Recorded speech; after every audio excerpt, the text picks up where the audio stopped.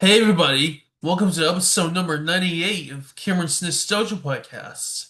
I'm your host, Cameron Strickland. Today I have with me Jonathan Ellul. How are you? I'm doing great, thanks, Cameron. How are you? I'm doing good. Now, for any of you guys who don't know, Jonathan is a actor and photographer for short films, TV shows, and films. So yeah, Yeah, yeah. You want me to talk about that a little bit? sure. Okay, so I'm an actor first. Been a professional actor since 1994, so it's just over 30 years. And as an actor, I've had an opportunity to work all across all across Canada, as Cameron and I were just talking about. Um, Mostly in theater, but also in film, television, and commercials. And um, uh, I've also become a professional photographer, which was something that I started doing when I was in high school. Uh, Back in the 80s, I learned photography on film. And I was so into it, I got a job at a camera store in the mall close to my home. And I was able to get my pictures developed. You had to get your pictures developed, but I could get them done for free because I was a staff member. And that was my whole reason for wanting to work there. And then cut to me being a married man and about to have children. Uh, I got into photography with my iPhone. The very first iPhone came out, and uh, I got back into photography, but as a digital photographer in about the 15 or 20 years that had passed since film photography and digital photography. And now I do professional headshots for actors, performers, um, lawyers, real estate agents, corporate executives, because I love that with my experience as an actor, I can really help people on the other side of my camera relax and feel confident and take a portrait that they want to use for their business. And I can do it, making it stress free and fun for them and fun for me at the same time. So I just love photography. Acting photography is sort of the nuts and bolts for me. Nice. So let's begin our first question. Great. How did you get interested in acting? Okay, that's a great question. As I said, when I was in high school in London. Um, I was really into the activities in the music department at my school. I went to a high school that had a very strong football team and a very strong music department. Um, and the man who was my choir director, I just thought he was the greatest, and I wanted to be just like him. So I was a pretty good piano player, and I thought that if I went away to college or university, I could become a choir conductor and a music teacher. And that's what I was going to do until in my last year of high school, my school decided to do a school play. And I'd never been in a musical or a play before, but I'd been in choirs. So they asked me to audition. And I did an audition and I got one of the lead parts. Now, in those days in Ontario, we had what we called grade 13, which became OAC year, Ontario Academic. It was basically an extra year after grade 12 to get you prepared for university if you were going to go, or college if you were going to go and study post-secondary. Um, so during that year, I did that school show, which was a play called Kiss Me Kate. and I had to learn to tap dance for for the part, and I had to sing solos, and I was in a handful of scenes where I had punchlines to a lot of jokes. That was the character. He was a funny guy, and that experience changed everything for me. I remember it so well because I uh, I I dropped all my I dropped the course that I was struggling with to come back for one extra semester the following year, and I auditioned for every community production, community theater club that I could find in London, Ontario, and I did as much work as I could at that level, meeting people in the community outside of my high school, people who were my age but also interested in in learning about acting. And it was through those friends I found out where they were interested in applying to schools, and I heard of one program that was a combination of music and acting, and that was at the University of Windsor. So that was the only place I applied to. I didn't know any better. I had never heard of any other acting schools. I'd never heard of the National Theatre School in Montreal or Ryerson, which is now Metropolitan University of Toronto, uh, George Brown. I hadn't heard of any of these amazing Sheridan College are all great training programs, but I'd never heard of them. So I auditioned for the program at Windsor and I got in. And it wasn't until I started school in Windsor the following September that I realized how lucky I was. That there were people in my class that had come from all over Canada, from Alberta, from New Brunswick, from Quebec, because the program I had gotten into was a very difficult one to get into. And I just, dumb luck, I just thought, well, I'll audition for that one and I'll go there. But that's where I really, really learned the history of theater, the craft of being an actor, um, how to prepare uh, for rehearsals, how to prepare for performances, and learning the skills along the way. And I was there for 4 years. It was a 4 year program. And when that finished, I had an acting job in Toronto, which was at Canada's Wonderland. Um, and that was enough to help me move to Toronto, where you sort of had to be in the 1990s if you're an actor, because all of the auditions were in Toronto. Um, and to be taken seriously, you kind of had to be able to show up at the auditions the next day when they called you. So that enabled me to move to Toronto and start auditioning to be an actor. And I've been living in Toronto now as a professional actor for just over 30 years. Nice.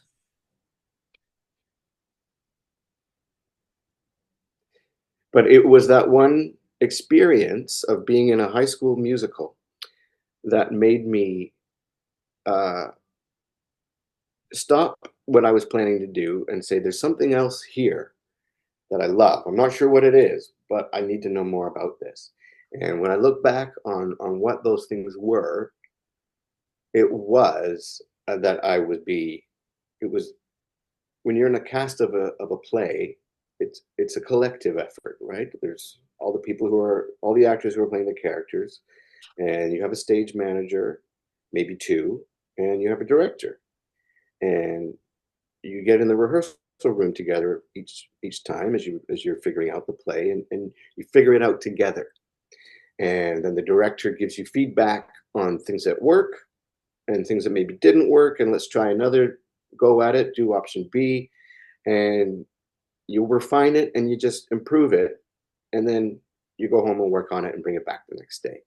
And it was something about that was so much more appealing and interesting to me, because at that point I was 17 or 18, and the idea of the amount of piano practicing I was going to have to do.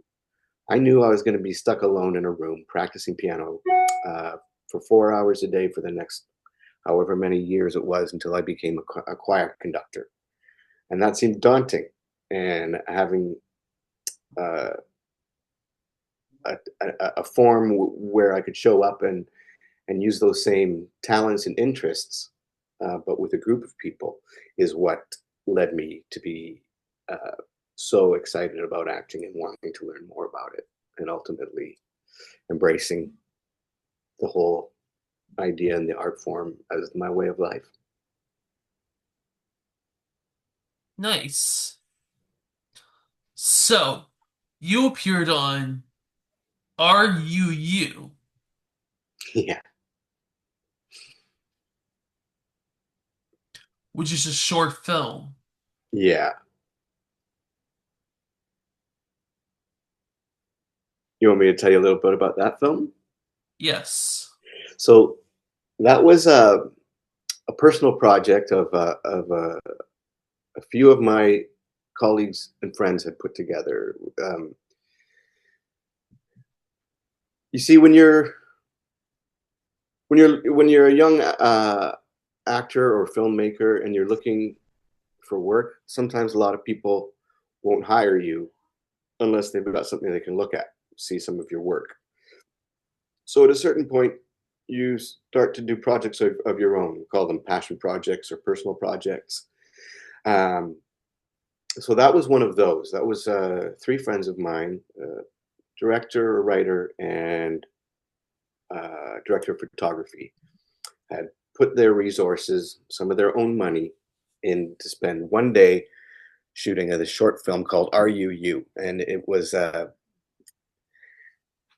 comedy. It was a bit of a play on the self help industry, people who are coaches, but they were sort of a little bit making fun of that whole industry in a Saturday Night Live kind of way, like a little bit ridiculous. And yeah, and they asked me to help out, and I did a little bit of acting in it, but I was also really helping with the camera work on that one. And that's a so we spent a day, maybe 2 days shooting, and then it went through the process of editing and getting finished. And because it was a personal project, those guys had to get it done by favors, and they paid for it themselves. So it took several months. But when it was released, it won a couple of awards and it went around. And that's the funny thing about film is you spend the day doing the filming, and then it could be a year before you can even see it because it takes. That's where the business end of things come through. It'll take a while for the producers to shop that film around so it can be seen, and they put them through festivals, they put them through theaters and small release. Now it's digital, but at that time you had to go to see it. I'm sure it's available somewhere online now, but I have no idea. It was quite a while ago. You played the role of Joseph Lightman in With the World Old World. In with the old world, yeah, yeah, that was a film I did. Wow, when was that? That would have been just before it's maybe 20 years ago. Yeah, that was a really interesting film. Um, and again, it was a very good director who I was interested to work with. He he liked my work, and he felt that I was a good fit for the title character, and that was a a memory sort of movie where it's following me now, but then there'd be flashbacks to when I was a young boy, and there was they cast a little boy who looked like me to play those scenes, and that was kind of my first time doing something that I was on film doing subtle and serious acting. That was a real learning experience for me. I really enjoyed doing it with the old world. And And that's the film that went around, did a lot of festivals around the world. Actually, it did well. nice. And what about Magic Flute Diaries? Magic Flute Diaries. That was uh,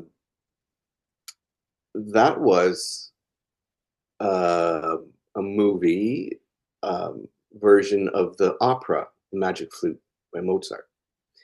And I don't remember exactly what part I even played, but I remember shooting it, and it was in a studio. A lot of it was done on green screen, which I'd never worked on before. Um, they had some serious opera singers in the lead roles, Curtis Sullivan and some members of Opera Atelier, which are, I guess, and some people from the Canadian Opera Company were in that too. And it was done by the same director um, that did all the Anne of Green Gables in the 80s. Not the new one, but the one that starred Megan Follows. So they had a studio out in Scarborough, which was not far to get to, and I'd never been at a film studio before, so that was also a big learning experience for me. But that was amazing because it was set in sort of a fantasy era, but they had all the costumes and wardrobe and full full film set uh, out there, and I'd never been on a production of that scale before, and it was great.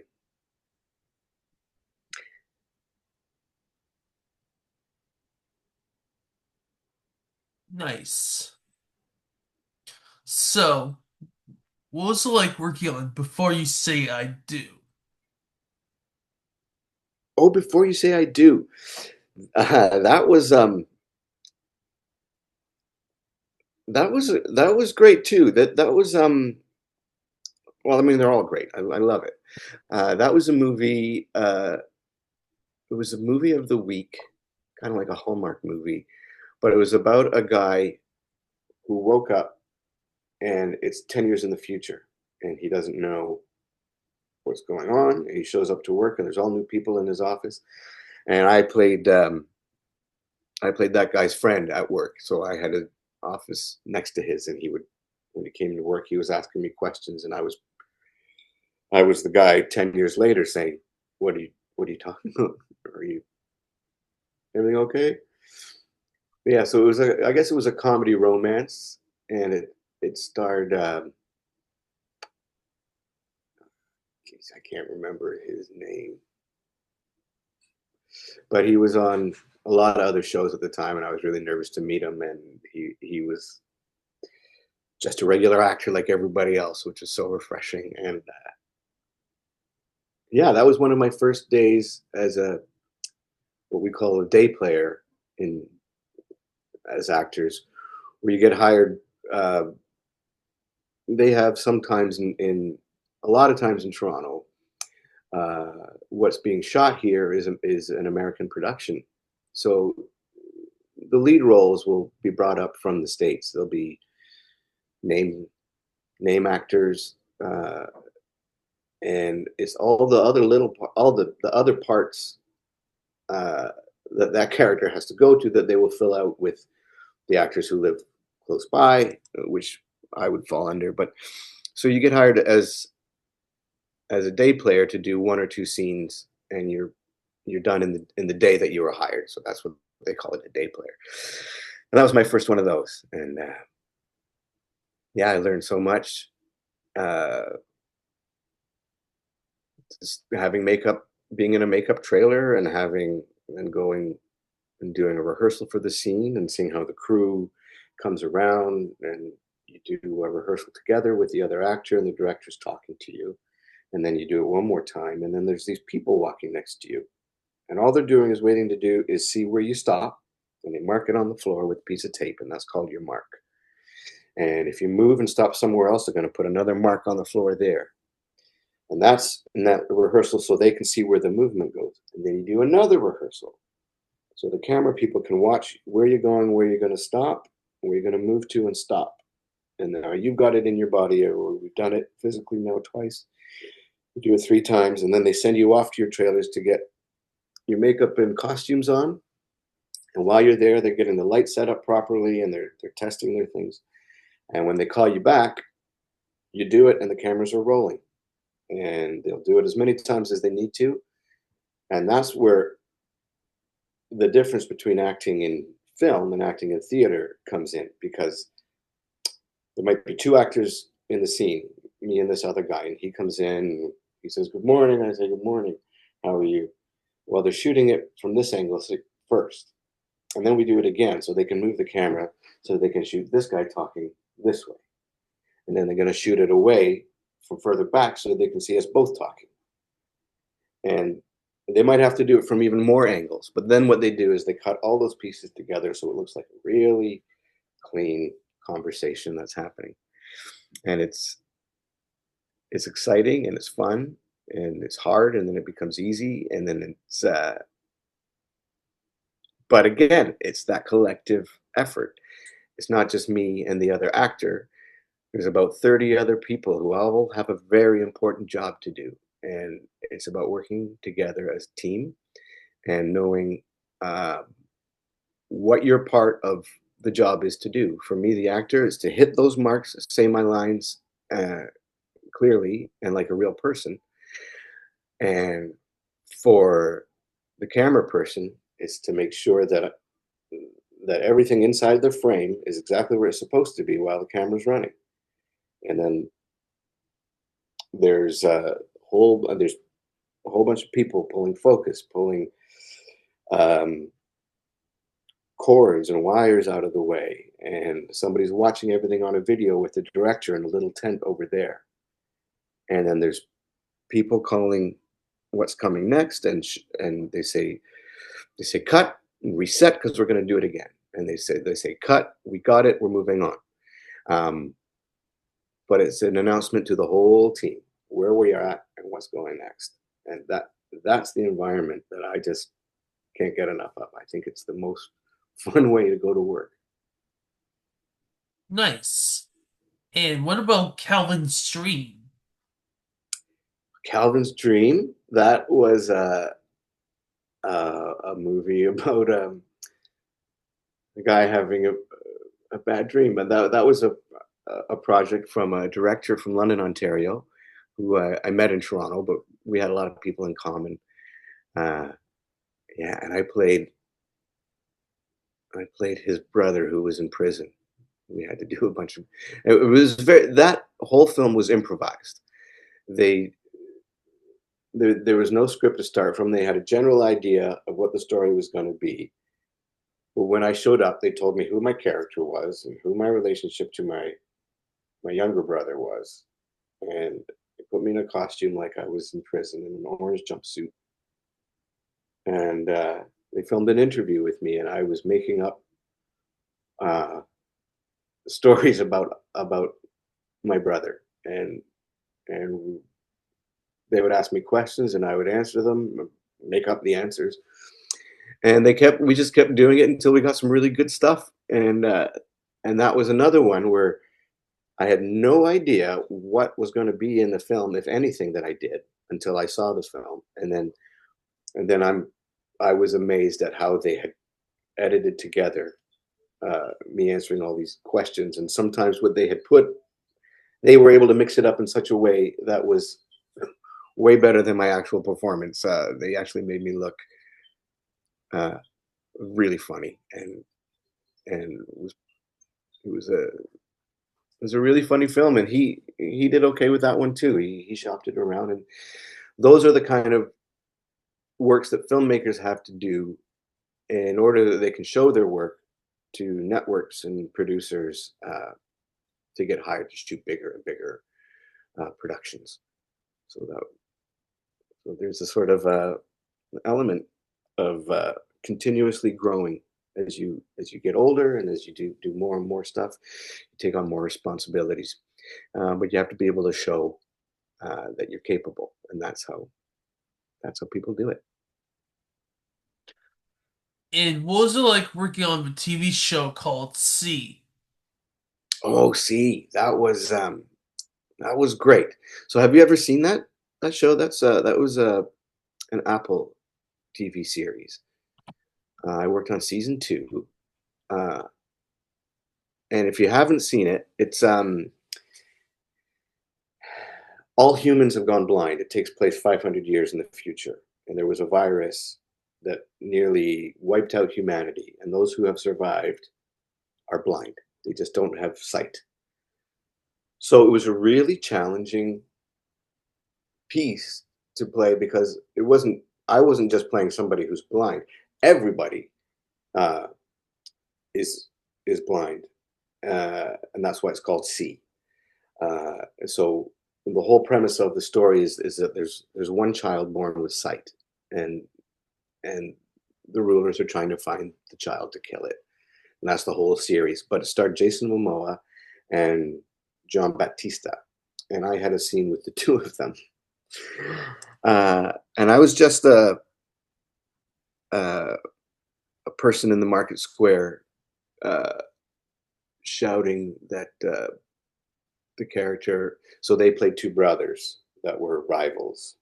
They were royal nobility, and one was disgraced by the other. And so I was a character in between them shouting, "He's a murderer! He's a murderer!" But couldn't see them, so we had to spend a day practicing um, letting your eyes go blurry as though you couldn't see. So you're not relying on your eyes when you're listening. So we had to learn how to do that and how to be consistent with all the other episodes they'd shot and how they were creating this world where nobody could see, but they had everything else. They was showed up to the studio and I could smell horses. And sure enough, we were in an abandoned building uh, that they had taken over to use as the set for this. And sure enough, there was a horse and carriage brought in through the scene that they had set up for the village. Um, and I'd never seen any productions on that level where they could get whatever they needed, whatever they wanted to create this world. And it's a great series, by the way, if you ever have a chance to watch it. Uh, I'm in one episode playing that scene, but it took a full day to shoot it, and it was a great experience. It was one of my favorite times. Nice. And what about The Handmaid's Tale? Yeah, The Handmaid's Tale was another another series I did, and it was an episode where it's a very very complicated story, but it's in the scene I was in. It was a memorial for a soldier who'd been shot, and in the scene, a riot breaks out behind the memorial service, and there was about 300 extras behind barriers, background performers there, and it's just a scene where I had to be um, standing behind some of the main characters, reciting or pledge to the Pledge of Allegiance to the flag, and yeah, that was shot downtown here in Toronto at Allen Gardens. Yeah, and it was working with uh, some very well-known people. The director, especially, was a real thrill. And what about the short film Fathers? Oh, short film Fathers. Yeah, yeah, that was one that I actually wrote with the producer and director Derek Robinson and our director of photography Mika Dahan.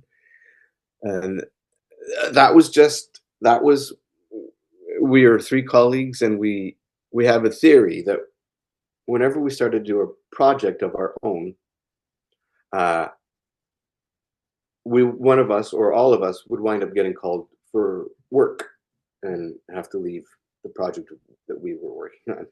So it was a period when none of us had any work, and we thought, hey, we always get called when we're doing a project. Let's start doing a project. And so we wrote this story of these two fathers. One was a priest, and one was a father who uh, was in, was possibly going to his marriage was going to fall apart, and he didn't want to lose his family. So they were coming together, and it was maybe a 20-minute film that we wrote, and had several locations that we shot it on. Um, but yeah, and sure enough, as we were working on it after we'd done the shooting, we all got called for work. So my theory is that when you're in when you're doing what you love and you're in the energy that you love doing, you're putting out a signal to the universe that you're on that wavelength. And then something comes to you on that wavelength that says, hey, do you want to do what you're doing over here? It's never failed. Nice. And do you have some puppets? I don't have any puppets. I I did have a few of them. One of the very first jobs I got as an actor was a theater for young audiences play, and that became a very popular play. And we'd get booked during the school year for the next 3 or 4 years. So for about four years, I did this play, and it was about a little boy whose grandfather was a tailor. When he's a little boy, his grandfather makes him a blanket, and he loved that blanket. And as he gets older, the blanket gets worn out in time. So his grandfather, the tailor, cuts it and he makes it into a jacket for little Joseph. Joseph wears the jacket to school, and then eventually he outgrows the jacket. It's too small for him. So the grandfather, the tailor, cuts the jacket and makes it into a necktie. And then the necktie gets dirty and gravy on it and mud. Mother wants him to throw it out. He's had it since he was a baby. The grandfather says, "Don't worry, I can fix it." And he makes the necktie into a handkerchief. And eventually the handkerchief gets worn out. So the grandfather makes it into a button. And eventually the button gets lost and it's gone. But he realizes what he has isn't a blanket or a jacket or a tie or a hanky or a button. It's a wonderful story about him and his granddad. And that's the story that we tell the kids. But then, with all the pieces that the grandfather cuts off from the blanket as it goes down and smaller, there's a family of mice that take all the pieces and they make stuff for their little babies from the scraps. And so we had to play the mice, all the puppets, and they would come up in the thing. And I played the baby mouse, and I kept that puppet. It was like a real Muppet.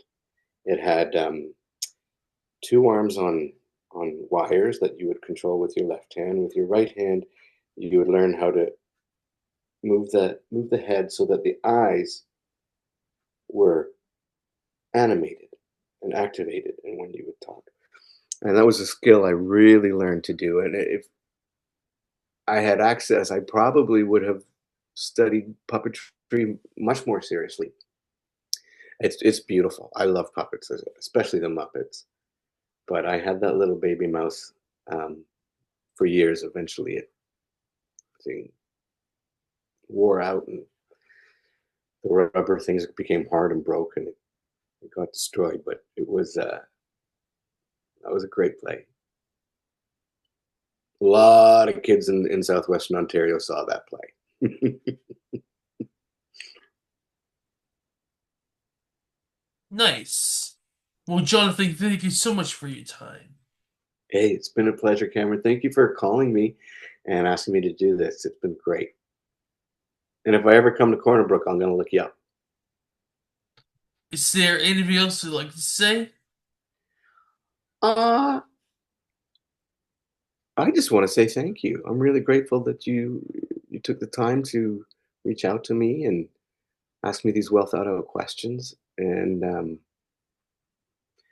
going to be checking out your podcast some more. I think you've interviewed some really great people, and I'm happy to be included. Nice. Stay tuned for more guests coming up. Until next time. Peace. Peace.